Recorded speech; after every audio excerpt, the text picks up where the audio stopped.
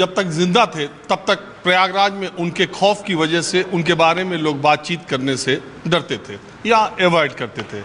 अतीक और अशरफ के मरे 20 घंटे से ज़्यादा हो गए उनकी हत्या को हुए, तब भी इलाहाबाद में प्रयागराज में उनके बारे में बातचीत करने में लोगों को अभी संकोच हो रहा है। आज सड़कों पर जो सन्नाटा मैंने आपको दिखाया, आपको बड़ी मुश्किल से 10-5 आदमी कहीं मिलेंगे। मैं इस वक्त इलाहाबाद के कॉफ़ी हाउस प्रयागराज, बार बार चूँकि इलाहाबाद में लंबे समय तक रहने की वजह से प्रयागराज और इलाहाबाद में कई बार इलाहाबाद पहले आ जाता है, तो कुछ लोग यहाँ कॉफ़ी हाउस में मुझे मिले जो पूरे शहर में जितने लोग सड़क पे नहीं मिले उससे ज़्यादा कॉफ़ी हाउस में 8-10 की संख्या में मिले। तो आप ये बताइए, मैं आया हूँ जानने के लिए कि जिस तरह से पुलिस कस्टडी में अतीक और अशरफ की हत्या की गई, ठीक है वो उन पे अपराध के बहुत मुकदमे थे, उनको सज़ा थी, सब कुछ, लेकिन पुलिस कस्टडी में अगर लोगों की ऐसी हत्या हो तो ये कानून व्यवस्था की जो बात उत्तर प्रदेश सरकार कहती है उसके ये धब्बा नहीं है? निसंदेह धब्बा है, कोई शक नहीं। पुलिस कंट्रोल में इस तरह का किसी भी अपराधी का या सामान्य आदमी की डेथ होना अच्छी बात नहीं है, ये मैटर ऑफ इन्वेस्टिगेशन है। लेकिन जो इतिहास है उसके हिसाब से आम जनता के मन में कोई दो राय नहीं है, जो हुआ ठीक हुआ। जिसने भी लिया, इन्वेस्टिगेशन का विषय रहेगा, वो क्या होगा क्या नहीं होगा भविष्य में मालूम पड़ेगा, लेकिन समझते हैं ये पुलिस को इन्वेस्टिगेट करके अपने दाग को साफ करना चाहिए। लेकिन जनता के मन में जो मैं देख रहा हूँ 144 लगने के बावजूद लॉ एंड एडमिनिस्ट्रेशन बहुत सही चल रहा है, कोई रुकावट नहीं है। सरकार ने बहुत अच्छे से संयमित रूप से सब चीज़ सुचारू रूप से संभाला है। Everything is under control. I can see when I was driving down from Jaunpur to this place, I find everything is under control. अच्छा, एक बात आप ये बताइए कि ऐसा नहीं लगता है कि इस तरह की घटनाओं से एक गन कल्चर, जब आप ये कहते हैं कि गुंडों माफियाओं को हम रोक रहे हैं, कानून व्यवस्था का राज स्थापित कर रहे हैं, बदमाश डर रहे हैं, तो पुलिस की कस्टडी में खाकी वर्दी की उपस्थिति में 2-3 हमलावर आते हैं, तो इसका मतलब कि कानून व्यवस्था का कोई खौफ उनके दिमाग में नहीं, आपको नहीं लगता? और उनका मोटिव नहीं समझ आ रहा? मैं निसंदेह कहा ये बहुत बड़ा धब्बा है पुलिस के ऊपर, ये अच्छी चीज़ नहीं है। लॉ एंड ऑर्डर का काम है अपने आप को सब चीज़ नियमित रूप से सुचारू रूप से गंदे आदमी को और सही आदमी को न्याय देना। अगर गंदा आदमी गलत कर रहा है तो भी सरकार की गलती है, और अच्छे आदमी के साथ बुरा हो रहा है तो भी सरकार की गलती है। लेकिन गंदा आदमी जब सरकार की संरक्षण में आ जाए और उसके बाद ऐसा हो तो ये सरकार की गलती है। जो आदमी इसके लिए जिम्मेदार है उसकी सज़ा मिलनी चाहिए, इसमें कोई दो राय नहीं है। लेकिन मैं मन की बात बताया, जो मन की बात सबके मन में है वो ऐसी ही है। आप क्या मानते हैं?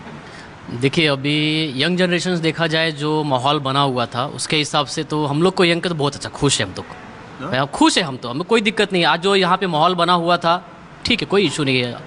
आज इन्वेस्टमेंट के हिसाब से देखा जाए, जो लोग डर रहे थे कि भाई मार्केट में क्या किया जाएगा, कोई भी आता था किस तरह से वसूली करता था, आज वो सब खत्म हो गया। किसी पुलिस कस्टडी में किए हुए उनको जो थे पाल जिनको मारा गया, पुलिस कस्टडी में वो भी थे, साथ में पुलिस सिक्योरिटी में थे, पुलिस सिक्योरिटी में थे, उनको मारा गया। तो उसमें क्या माहौल था, आम पब्लिक डरी गई थी। आम पब्लिक को भी भय लग रहा नहीं भाई कि दिन दहाड़े मारा जा रहा है, पब्लिक क्या करेगी। आज जब वही प्रश्न उनके तरफ भी आना चाहिए, किस तरह से कर मार दे रहे हैं उनको, कनेक्टिविटी वही देखी जा रही है। आज जब पुलिस कस्टडी में उनको भी मारा गया, अतीक अहमद को मारा गया, तब लोग इसके ऊपर प्रश्न उठा रहे भाई कानून का हो जा रहा है। पर ये भी देखिए उसके पीछे षड्यंत्र कितनी रची गई थी, कितने लोग आम पब्लिक कितनी परेशान थी, वो भी देखिए ना। हमारे हिसाब से तो हमको कोई दिक्कत नहीं भाई, यंग के लिए बहुत खुश है, कोई दिक्कत नहीं है। जिस तरह हाँ, एक बार जिस तरह से बोल रहे भाई साहब कि उनके ऊपर धब्बा लगा गया कि भाई कानून प्रक्रिया में इस तरह से जो घटना घटी हुई है उसका वेरीफाई कर लीजिए, जो रहेगा सामने हो जाएगा। और आप क्या मानते हैं कि जो योगी आदित्यनाथ की सरकार पिछले 6 वर्षों में कानून और व्यवस्था को लेकर तमाम बातें करती थी, तो ये एक घटना उसको बहुत पीछे, उस परसेप्शन को या उस इमेज को बहुत पीछे ले गई? जी ज़रूर, आपके बात से मैं कुछ लेवल तक सहमत हूँ। देखिए, एक राजा जो होता है, एक जो मुख्यमंत्री होता है, उसकी जवाबदेही जैसे 22 करोड़ है या 25 करोड़ जनता के लिए, सबके लिए रहती है। जब कोई आदमी, जैसा भैया ने बताया, कस्टडी में है तो उसमें उसका संरक्षक सरकार की जिम्मेदारी है। और ऐसे में जब उस आदमी ने सुप्रीम कोर्ट तक में अर्जी लगाई थी कि मेरी जान को खतरा, ऐसे में कि वो आदमी कुख्यात है, उसकी दुश्मनी बहुत होगी, सर्वविदित बात है, ऐसे में आपको लगता नहीं है कि सुरक्षा में चूक हुई या लापरवाही बरती गई, ऐसा लगता है? या आपको लगता है कि इंतज़ाम मुकम्मल थे, हमलावर बहुत? देखिए, जरूर है सुरक्षा की जिम्मेदारी सरकार की है और उन्होंने प्रबंध भी किए होंगे, लेकिन जैसी घटना हुई इसके मतलब कहीं न कहीं चूक है, क्योंकि इतना बड़ा जब आदमी कहीं जाता है उसके पूरा एक प्रोटोकॉल रहता है गवर्नमेंट का एंड जो सिक्योरिटी एजेंसीज रहती हैं। तो लेकिन हमारा ये मानना है जो घटना हुई उसका एसेंस समझना बहुत ज़रूरी है। एक आदमी जो ऐसा आदमी है जो कि न्याय कभी किया ही नहीं, न्याय को कभी फॉलो ही नहीं किया है, अन्याय ही किया हो, तो और जिससे कभी मतलब ये मैं अलग पक्ष बोल रहा हूँ कि अतीक अहमद को लेकर जैसे बात हो रही है, तो जो उन्होंने काम किए हैं, इतने गुनाह किए हैं, उसकी सज़ा जितनी भी बोली जाए कम है, लेकिन जो अपना कॉन्स्टिट्यूशन है उसके हिसाब से कोर्ट के माध्यम से लीगली उसको जो भी फांसी होना है फांसी हो जाए। मारा गया वो गलत था, उसको हमको भी अफसोस है कि ऐसा नहीं होना चाहिए था, पुलिस की कमियां हैं और जैसा भाई बताया जो लोग मारे हैं वो पकड़े गए उनको सज़ा मिलेगी। लेकिन रही बात ये जो हमारा जो सिस्टम है न्याय प्रणाली, हमारा तो जो त्रेता युग द्वापर युग से आप देखेंगे तो वहाँ न्याय कैसा होता था, भाई अपराधी है सज़ा तुरंत मिलनी चाहिए।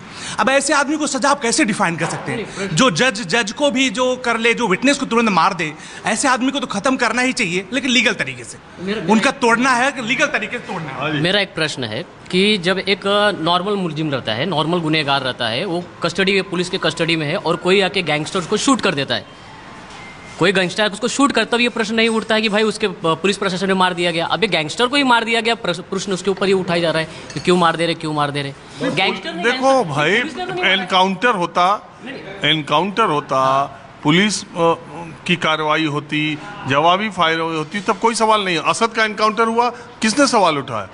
अखिलेश यादव, सियासी लोगों की बात छोड़ दीजिए। लेकिन ये घटना तो मैं भी कह रहा हूँ इस बात को कि पुलिस की कस्टडी में किसी की हत्या होगी तो वो लॉ एंड ऑर्डर और वो वर्दी के इकबाल में कमी मानी जाएगी। वो तो कमी मानी जा रही है, बट आप उसको ट्रीटी को ऐसा करिए ना जिस हिसाब से उनको मारे। बोलना क्या चाहते हैं ये बोलना चाहते हैं कि ये जो मारपीट हुई है ये वो भी गैंगवार है, ये भी गैंगवार है। जो मारने वाले हैं वो भी गैंगवार वाले हैं, और हो सकता है किसी ने जानबूझ के मरवाया हो उनको। ये भी हमारे देश में आज की पोजीशन में 2024 के इलेक्शन को लेके कुछ भी हो सकता है। इसमें इलेक्शन का अरे कुछ भी कर सकते हैं लोग, फोबिया क्रिएट करने के लिए, आपसी मनमुटाव पैदा करने के लिए कुछ भी करवा सकते हैं। आज कोई धरातल पे जमीन नहीं है अपोजिशन के पास, तो अपनी जमीन तैयार करने के लिए कुछ भी करा सकती है अपोजिशन। इस चीज़ को भी आप अच्छे मन से सोचें, दिमाग से सोचें तो समझ में आएगा। Anything is possible in current scenario. You will see everything is, dirt is thrown on everybody.